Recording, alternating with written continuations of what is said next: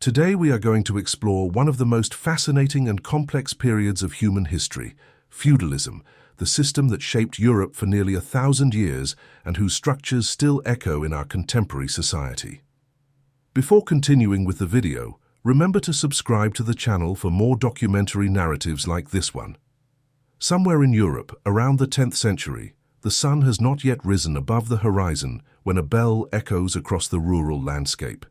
In huts of wood and straw, entire families wake up for another day of toil. In stone castles built upon hills, lords and knights prepare for their duties of administration and defense. And in isolated monasteries, monks are already chanting their first hymns, beginning a routine of prayer and work that will repeat without change throughout their lives. This is the feudal world, a universe of rigid hierarchies, mutual obligations, and a social organization that endured for centuries. But how did this system arise? How did millions of people live their lives within these structures? And why did feudalism become synonymous with an entire historical era? To truly understand feudalism, we need to go back in time, long before the Middle Ages proper, to the roots of an empire that once dominated the entire known world. The Roman Empire, at its peak, stretched from North Africa to the British Isles, from the Atlantic to the Middle East. Its legions marched along paved roads, its cities boasted aqueducts and thermal baths, and its currency circulated throughout the Mediterranean. However, like every great empire, Rome carried within itself the seeds of its own transformation. Around the 3rd century of the Christian era, signs of wear began to manifest in increasingly evident ways. The Roman war machine, which for centuries had guaranteed territorial expansion and the supply of slaves for the imperial economy, began to lose its strength. Without new conquests, the flow of slave labor decreased drastically. Roman latifundia, vast agricultural estates that depended on servile labor, found themselves facing an unprecedented problem: how to maintain production without enough workers. The crisis was not only economic. The very political fabric of the empire began to unravel. Emperors succeeded one another at increasingly shorter intervals, many of them assassinated by their own guards or ambitious generals. Instability at the center of power reverberated through the provinces, where governors and military commanders acted with increasing autonomy. The borders, once impregnable, became porous. Germanic peoples, whom the Romans generically called barbarians, pressed against the imperial lines of defense, sometimes as invaders, sometimes as allies in search of land and opportunities. In Roman cities, the situation deteriorated rapidly. Trade shrank, currency lost value, and epidemics raged among populations weakened by hunger and insecurity. For many urban citizens, staying in the cities became not only uncomfortable, but genuinely dangerous. It was in this context of uncertainty and fear that a silent but profound movement began to transform the face of Europe: ruralization. The great Roman lords, owners of extensive farms in the countryside called villas, began to abandon the cities. Their rural properties offered something that urban centers could no longer guarantee: security, self-sufficiency, and control.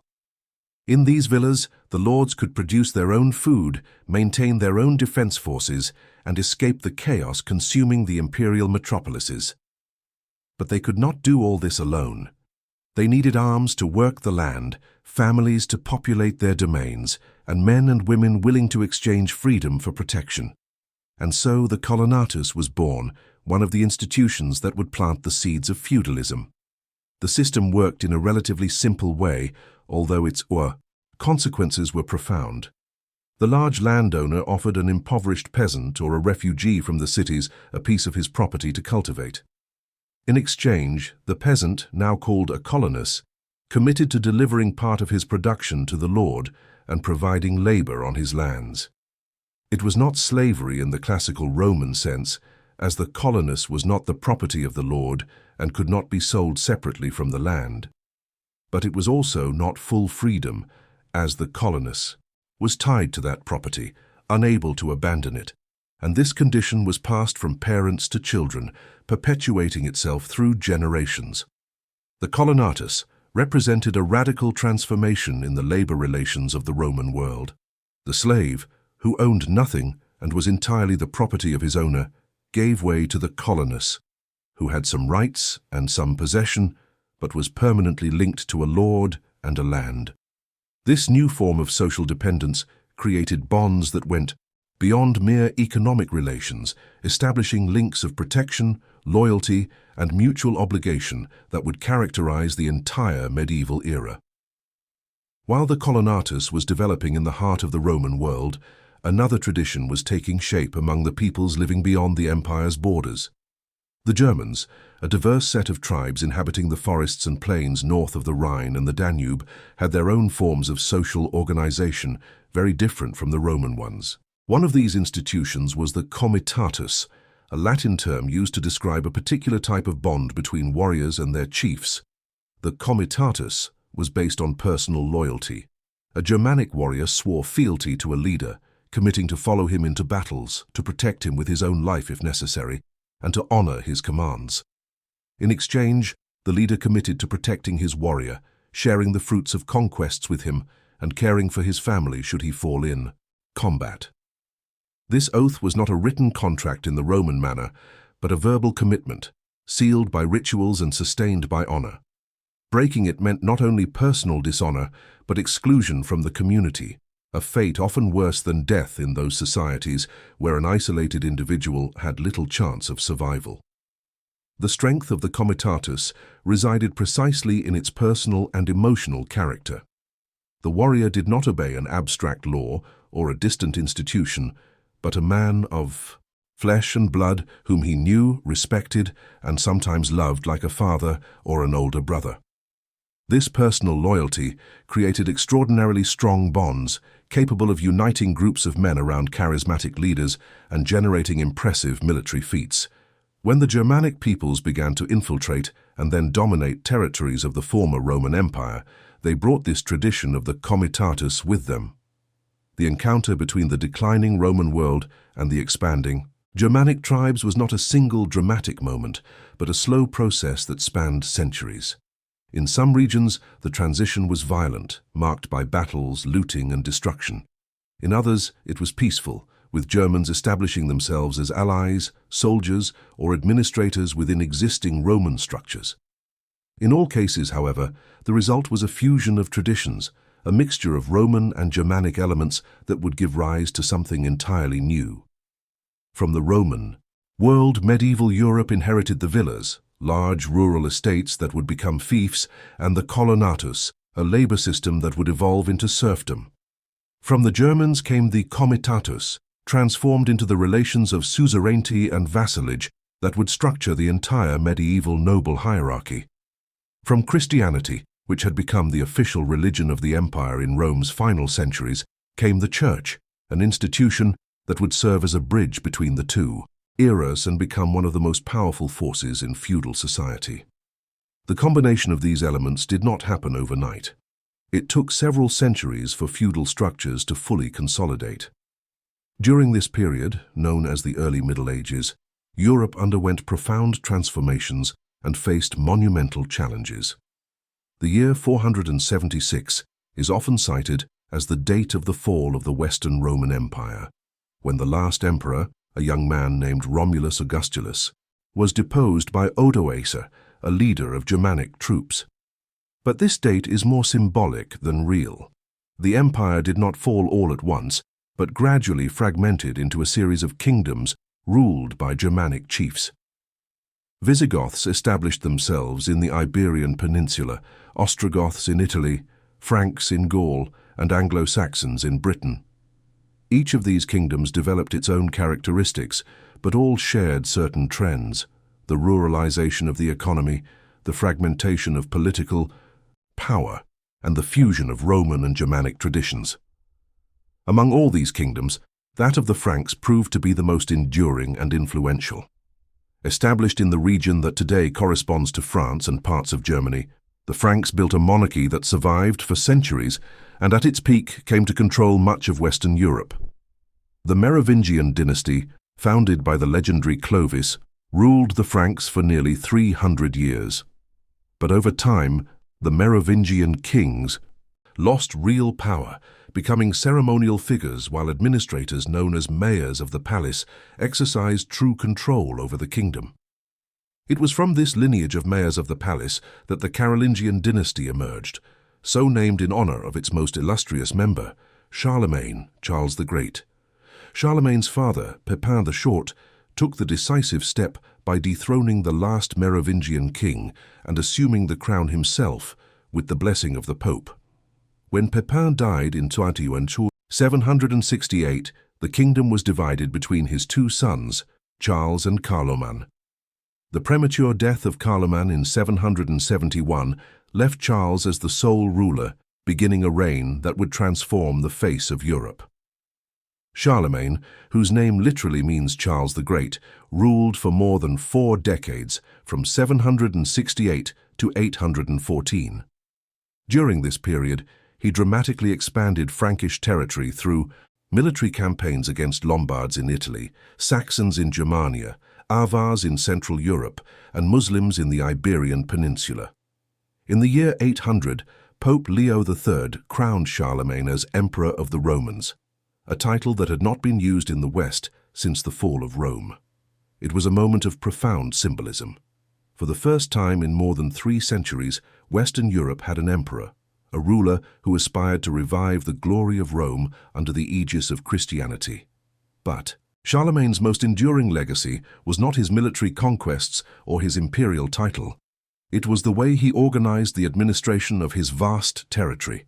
Facing the fundamental problem of how to rule such extensive lands in an era without rapid communications, efficient mail, or centralized bureaucracy, Charlemagne developed and perfected the system of suzerainty and vassalage relations that would become the backbone of feudalism. The principle was elegant in its simplicity. The king could not be in all places at the same time, nor could he trust distant officials who could easily ignore his orders or even rebel. The solution was to create a network of personal loyalties. Charlemagne granted portions of his territory to trusted nobles who became his vassals.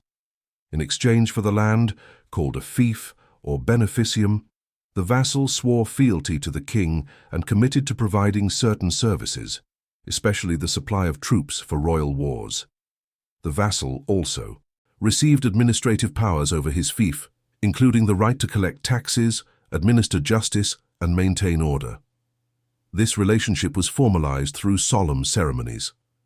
In the act of homage, the vassal knelt before the lord, placed his hands between the lord's, and swore fealty. This was followed by an oath on the Bible or a sacred relic, often sealed by a kiss between the parties. Finally came the investiture, when the lord handed the vassal a symbol of his new fief, often a handful of earth, a tree branch, or another object representing the granted territory. These ceremonies were not mere formalities, but rituals charged with religious and social significance, creating bonds considered sacred, the breaking of which implied severe consequences. The Carolingian Empire was divided into approximately 250 counties, each administered by a count who was a direct vassal of the king. The counts could appoint assistants, the viscounts, who exercised power in their absence. In border regions, territories called marches were ruled by marquises, nobles with both civil and military authority to defend the empire's edges. There were also annexed duchies and kingdoms whose rulers enjoyed greater autonomy but owed fealty and tribute to the emperor. To oversee this structure, Charlemagne created special officials called missi dominici, or envoys of the Lord, who traveled through the empire checking the conduct of the counts and reporting directly to the emperor. For a brief moment, it seemed that the dream of a new Roman Empire had been realized. But Charlemagne's construct carried a fatal contradiction within it. By granting lands and powers to vassals in exchange for personal fealty, the emperor was, paradoxically, weakening his own central power. Vassals began to see their fiefs not as temporary delegations of authority, but as personal property that they could pass on to their heirs. The bond of vassalage which originally linked the official to the person of the sovereign, gradually transformed into a patrimonial right over the lands received. After Charlemagne's death in 814, his son Louis the Pious took over the empire but proved incapable of maintaining his father's authority. Conflicts between Louis and his own sons further weakened central power. In 843, the Treaty of Verdun divided the empire among Charlemagne's three grandsons, creating the embryos of what would become France, Germany, and the territories between them. Carolingian unity was undone, and each of the resulting kingdoms would follow its own path of fragmentation. To worsen the situation, Europe faced a new wave of invasions in the 9th and 10th centuries that deepened chaos and decentralization. From the north came the Vikings, Scandinavian warriors whose agile, shallow-draft ships allowed for lightning attacks against coastal cities and monasteries. Norse longships, vessels with prows carved in the shape of dragons, could navigate both the open sea and sail upriver, bringing terror to regions that thought themselves protected. Their incursions devastated vast regions of England, Ireland, and France. Cities like Paris were besieged multiple times. Wealthy monasteries, which held treasures accumulated over centuries, were especially attractive targets for the Norse raiders. Accounts from the time paint scenes of horror: monks massacred before their altars, reliquaries profaned, libraries burned, populations enslaved. From the east came the Hungarians, also called Magyars, nomadic horsemen originating from the Asian steppes who mastered mounted combat techniques learned on the vast plains of their homeland. Their swift horses and guerrilla tactics, with rapid attacks followed by strategic retreats, confused European armies accustomed to more static battles.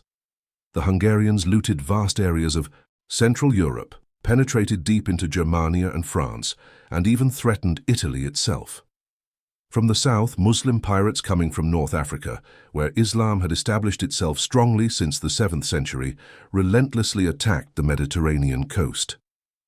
These corsairs conquered strategic islands such as Corsica, Sardinia, and Sicily, establishing bases from which they could launch raids against the European continent.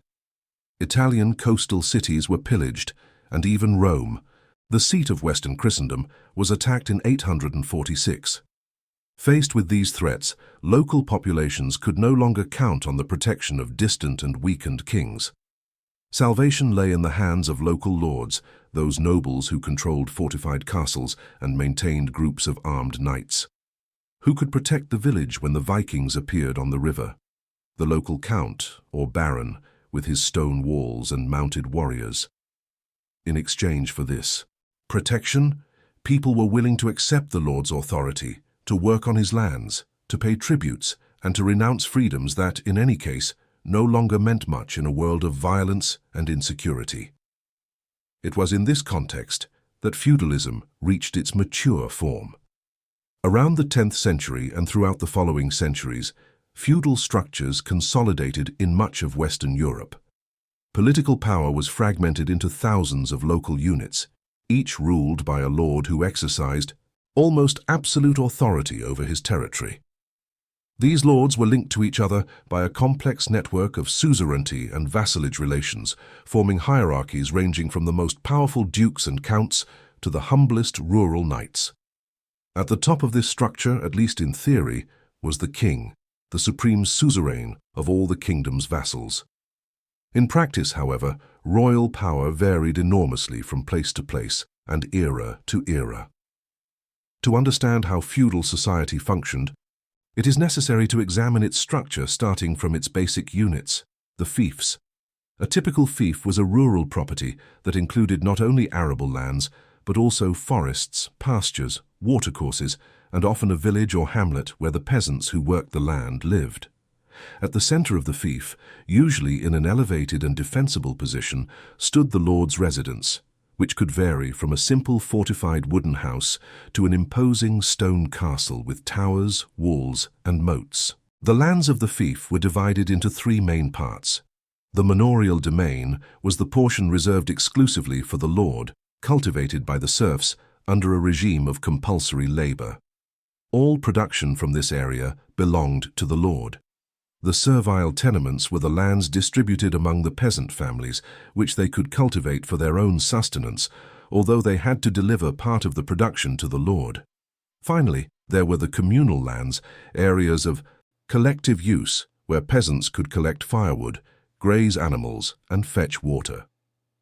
Feudal society was organized into 3 orders or estates, a division that the Church helped to consecrate and legitimize.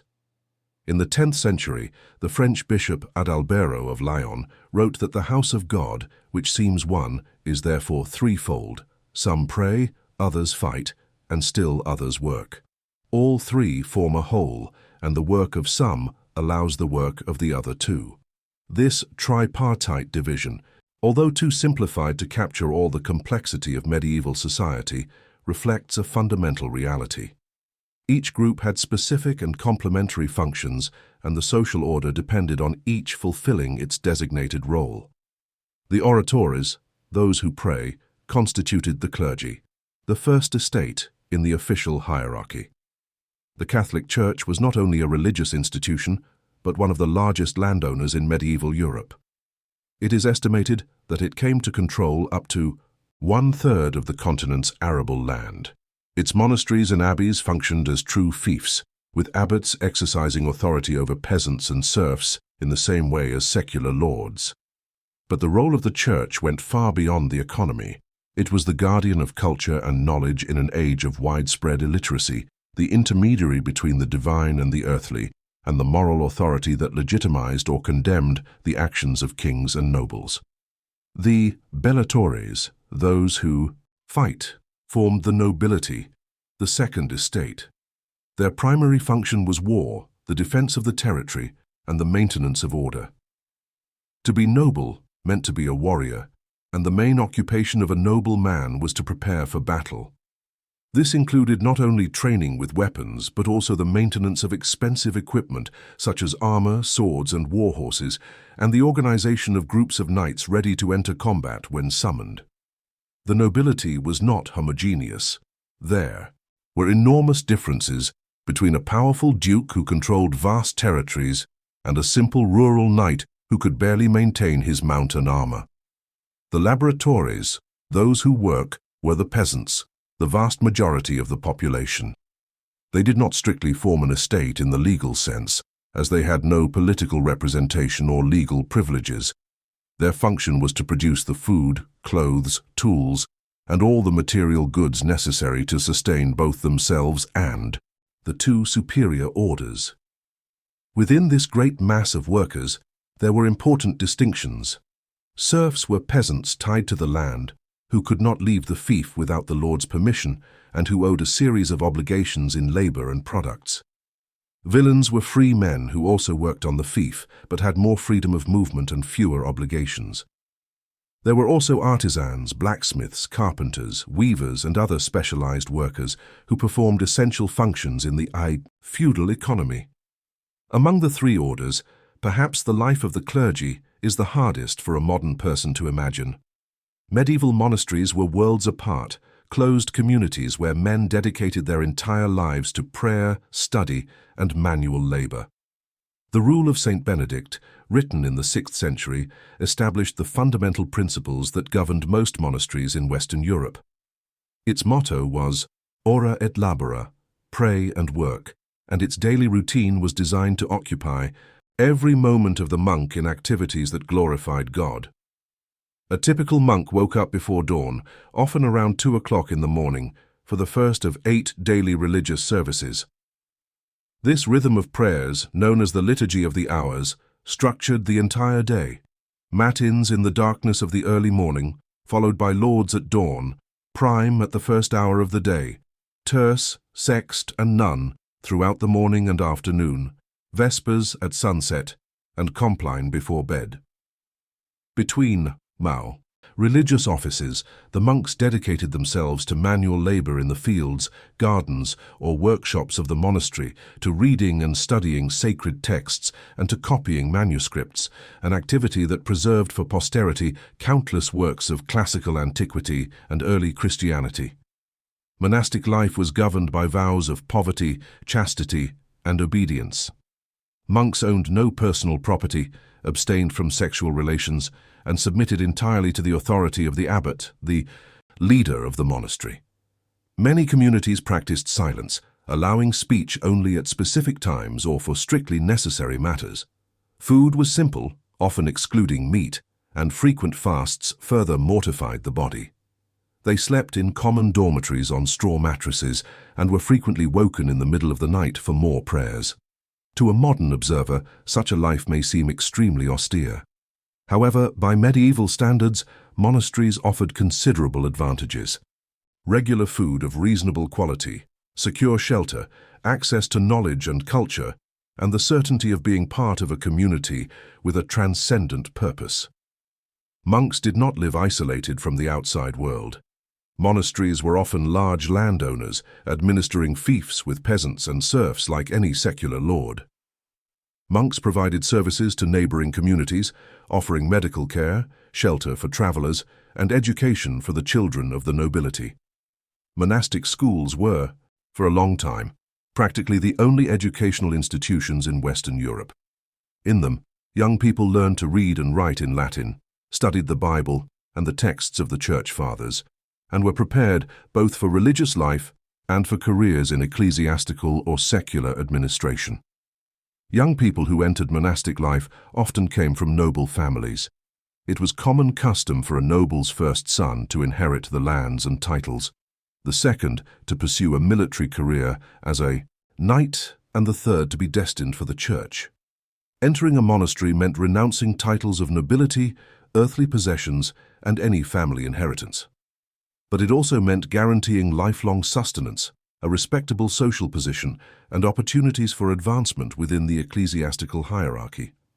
A talented and well-connected monk could become the abbot of a large monastery, the bishop of an important diocese, or even an advisor to kings and popes. The life of nobles was radically different, though also structured by duties and obligations. If monks prayed and peasants worked, nobles fought. War was not only the primary function of the nobility, but its reason for being, its justification for existing as a privileged class. A noble who did not know how to fight, who did not keep his weapons and horses ready for battle, and who could not gather warriors when his suzerain summoned him, lost his utility and, consequently, his legitimacy. Preparation. For war began early. Children of nobles were sent while still young to the houses of other lords, where they served first as pages, learning courtly etiquette and domestic tasks, and then as squires, assisting older knights in their activities and training in the use of weapons. Training was rigorous and dangerous. Young men learned horsemanship, fencing with swords and spears, the use of shields and archery. They practiced in simulated combats that frequently resulted in serious injuries. After years of preparation, the young squire could be dubbed a knight in a solemn ceremony, often with religious connotations, marking his entry into the warrior elite of society.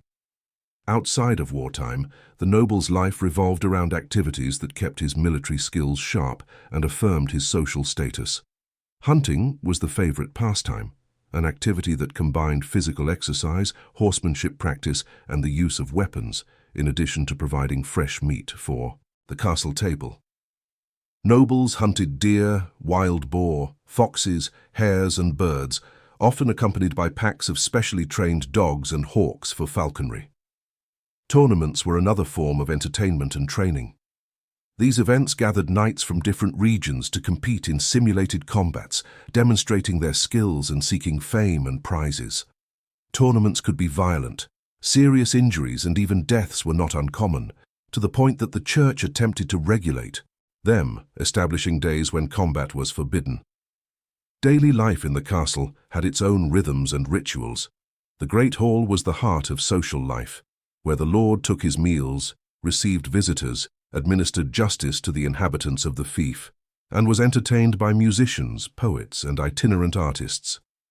This large space, often adorned with tapestries that helped retain heat and demonstrate the lord's wealth, was the stage for banquets that could gather dozens of guests. On special occasions such as weddings, military victories, or visits from important nobles.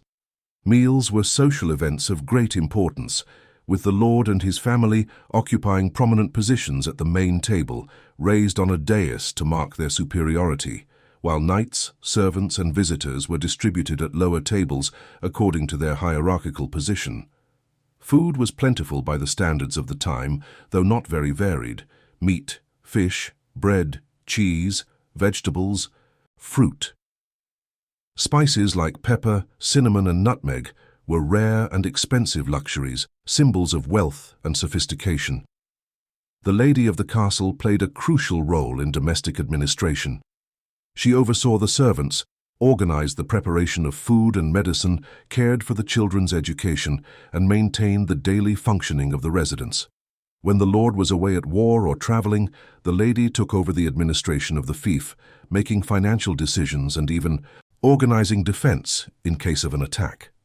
Although medieval society was dominated by men and offered women few opportunities outside of marriage or the convent, some feudal ladies exercised considerable power, especially as regents for minor sons or widows who inherited the lands of deceased husbands. For the feudal lord, the administration of his fief was a constant concern. He needed to ensure that the peasants produced enough to sustain the castle and its inhabitants, that tributes were collected regularly, that disputes between residents were resolved fairly, and that the structures of the fief were kept in good condition. Many lords delegated these tasks to specialized officials, but they still needed to supervise and make important decisions. In addition to internal responsibilities, there were obligations to the suzerain, providing troops when summoned, attending court to give counsel, and paying tributes in money or products. And there was always politics, the intrigues, alliances, and rivalries with other nobles, a dangerous game where the prize could be more land and power, but where defeat could mean the loss of everything, including life. While clerics prayed and nobles fought, the great mass of the population worked. Serfs constituted the majority of the inhabitants of the fiefs, and their lives were marked by hard labor, few freedoms, and a heavy burden of obligations. The serf was not a slave in the classical sense. He had recognition of his human condition, could own some goods, had the right to a plot of land for his sustenance, and could not be sold separately from the property where he lived.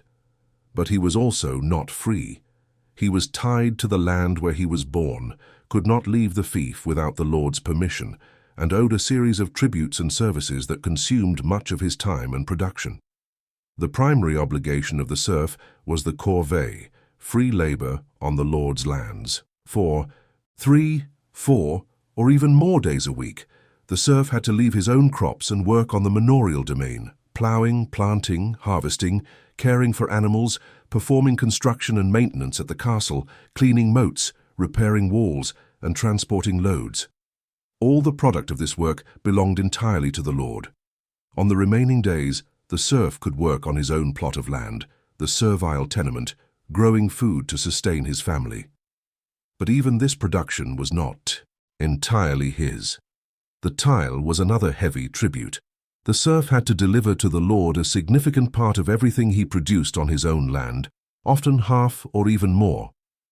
If he harvested 20 measures of wheat, 10 went to the lord. If he raised a dozen chickens, 5 belonged to the castle.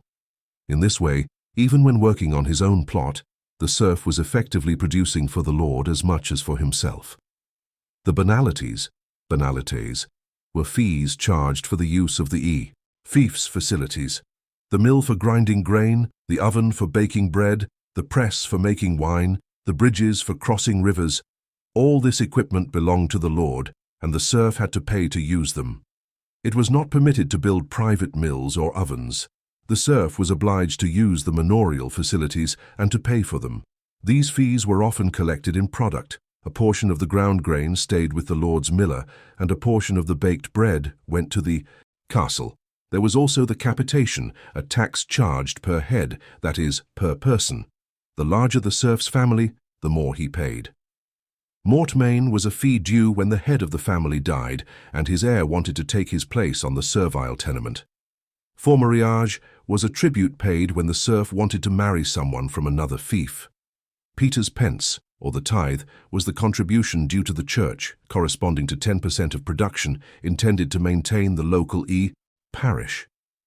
And there were other smaller fees collected on specific occasions, when a noble from the lord's family married, when the lord departed for a war or crusade, or when important visitors needed to be hosted at the castle. Added all together, these obligations left the serf with very little for himself and his family. Life was one of permanent subsistence, with little margin to save or improve one's situation. Food was simple and monotonous. Dark bread made from inferior cereals, vegetable soups and occasionally a piece of fish or pork. Dwellings were rustic huts of wood, mud and straw, with a single room where the whole family slept, ate and lived, often sharing the space with domestic animals to take advantage of their body heat. There was no privacy, comfort or hygiene in the modern sense. Diseases were common, infant mortality was extremely high, and life expectancy was short. And yet, compared to the slave of antiquity, the medieval serf had certain advantages. He had a recognized family, a plot of land he could cultivate for his sustenance, and certain rights consecrated by custom that not even the most tyrannical lord could violate with impunity. The lord had obligations toward his serfs. He had to protect them from external attacks, administer justice in their disputes, and ensure they did not starve in times of scarcity. These duties were not always fulfilled, but their recognized existence created a framework of relations that went beyond pure exploitation. The serf was not property like a slave, but he was also not free like a modern wage worker. He was something in between, a condition difficult to define in contemporary terms, but one that made sense within the social and economic structures of his time. As time passed, the population grew, new lands were cleared, and towns and cities began to develop outside traditional fiefs. Serfs who managed to escape to the cities and remain there for a year and a day gained their freedom. A medieval German proverb proclaimed that city air makes you free. Gradually, feudal structures began to loosen, paving the way for transformations that would eventually lead to the end of the medieval era. Over nearly 1,000 years, feudalism shaped the lives of tens of millions of people in Europe. It created the foundations for the development of nations like France, England, Germany, and Italy. It established traditions of social hierarchy, land, ownership, and mutual obligations that persisted long after the Middle Ages. It influenced art, literature, architecture, and political thought in ways that we can still trace in the contemporary world. The castles that dot the European landscape, the noble titles that still exist in some monarchies, certain conceptions of property, loyalty, and honor. All these are echoes of an era that ended centuries ago but continues to fascinate and intrigue. Feudalism was not a static or uniform system. It varied enormously from region to region and from century to century, adapting to local circumstances and evolving in response to economic, political, and social changes. What we call feudalism is, in fact, a simplification, a conceptual model that helps us understand general patterns but should not obscure the richness and complexity of real medieval life. There were regions where feudalism never fully took hold, others where it took peculiar forms, and still others where it declined earlier or later than in its neighbors. By the 14th century, the feudal system was already showing clear signs of crisis. Climate changes caused poor harvests and devastating famines. The Black Death, arriving from Asia in the middle of the century, decimated perhaps 1/3 of the European population, dramatically altering the relations between lords and workers. The 100 Years' War between France and England brought prolonged destruction and instability. Peasant revolts broke out in several regions, challenging the established order. Revived trade created new forms of wealth independent of the land. Kings strengthened their power at the expense of the nobles, preparing the ground for modern nation-states. But that is a story for another time. For now, we end our journey through the feudal world with an image. A medieval peasant waking up to the sound of the church bell, preparing for another day of work in the fields, unaware that in some distant place, forces were in motion that would eventually transform his world in ways he could never imagine. And we, who know the outcome of this story, can look back with the perspective that time offers, trying to understand what it was like to live in an era so different from ours, while at the same time recognizing in it the roots of much of what we are today. If you have made it this far, we thank you for embarking with us on this journey through time. Human history is vast and fascinating, full of lessons that still echo in our days. If you wish to continue exploring the mysteries of the past with us, consider subscribing to the channel and turning on notifications so you don't miss any new documentaries. Leave your comment sharing what impressed you most about life in the feudal period, or which aspect of this era you would like to see explored in more depth in future episodes. Your participation enriches our community and helps us create even better content. And if this video was useful or interesting to you, don't forget to leave your like, as this simple gesture helps us reach more curious people like you. Until the next trip through history.